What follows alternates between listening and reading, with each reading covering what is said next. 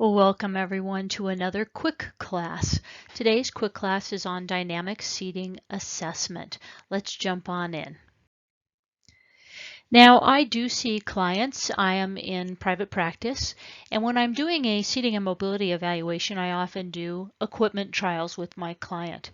But this is not always possible. It's great when it is, but sometimes I just may lack a certain piece of equipment that is appropriate for a client. Or it might be, and this is in the case of dynamic seating, that trying this component is simply not practical because it may involve modifying the frame. But I often hear from clinicians, I simply can't make this recommendation without actually trying it out, or perhaps the funding source is asking me to try it out as well. Well, a similar situation occurs with molded seating, right? So if we think molded seating is appropriate for someone, we can't provide a molded seat to see if it actually works. We'd have to do a shape capture and actually manufacture that product. Instead, we rely on clinical reasoning to let us know that this is an appropriate seated option. So how do we use clinical reasoning to determine if a dynamic seating component is appropriate? Well, we simulate it. So let's take the example of a dynamic back. During the mat assessment, I can sit on the mat table behind the client while they're seated at the edge. If that client extends, I move back with them rather than fighting against them, maybe about 10 degrees. Wait for that tone to relax, wait for that extension to diffuse, and then help the client return to upright.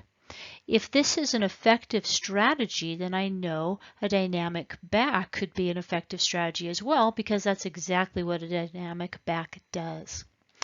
Now, some of our clients may not use a lot of extension. They might simply rock and roll. If they're moving and moving within their seating system and we observe this, we'd observe that rocking movement at the hips, that lets us know that dynamic seating, particularly a dynamic back, could be an appropriate option as well.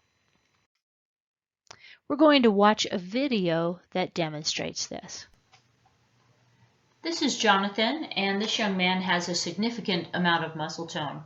We wanted to simulate whether or not Jonathan would benefit from a dynamic back, and so I am sitting behind him on a mat table, and each time he extends, I'm moving back with him and then helping him to resume an upright position, just as a dynamic back would, and this let us know that this was a technology that he would benefit from.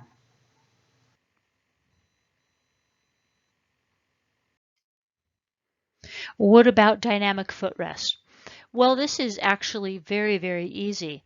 Simply swing away the footrest hangers. So if the footrest hangers are removable, or you can swing them to the side, do so and watch. Watch what happens. If your client extends but lacks now the leverage under their feet to build up that extension throughout the body, if that extension as a result is diffused, then dynamic footrest can be a very useful strategy. Another option is to try to move your client's foot around the foot plate.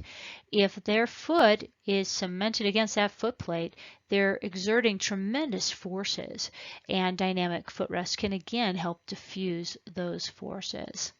Let's look at a video that demonstrates this.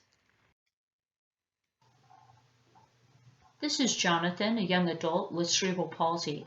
He has very significant extensor tone throughout his body. We wanted to simulate whether dynamic footrest would work well for Jonathan, but putting these dynamic footrests on his chair would require modifications to the chair that made simulation impractical. Instead, I have swung away the footrest in order to see how his legs move when they're not strapped to the foot plates or pressed against them. You can see there's quite a bit of extension at his knees. A dynamic footrest would move with his legs, diffusing force that otherwise would provide him leverage against the footplate surface and encouraging those feet to then come back. We believe that Jonathan was a great candidate for dynamic footrests. And then finally, dynamic head support hardware. There's several strategies we can use here. First, we could move the head pad rearward about 2 inches. Then take about a 2-inch chunk of foam, preferably that nice springy foam, and put it between the head pad and the client's head. If they readily compress this foam, and this might be in a sustained manner, in a repeated manner, then that lets you know that a dynamic head support hardware could be helpful for them because it would move in a similar manner. Another strategy is to place your hand between the client's head and the head support pad. If you're feeling a tremendous amount of force during extension, it could be again that this dynamic hardware is indicated. But beware, some of our clients can really exert tremendous forces. A final strategy is demonstrated in the following video. To determine if a client is appropriate for dynamic head support hardware, remove the current head support. Next, place your hand behind the client's head. Feel for them actively extending against your hand. Next, assist the client in returning to an upright position. If the client repeatedly extends against your hand with force, this intervention is most likely appropriate for them. So what's our bottom line? Well, it is possible to assess the appropriateness of specific dynamic seating components through simulation during the assessment. This can help the seating and wheel mobility team to determine what is appropriate for recommendations, and the results of those simulations can be used in our documentation to help justify what we're recommending. If you have any questions about any of this information or anything about dynamic seating, feel free to reach out to myself or Seating Dynamics with your questions or comments. Thank you very much, and I hope you can attend another quick class in the future.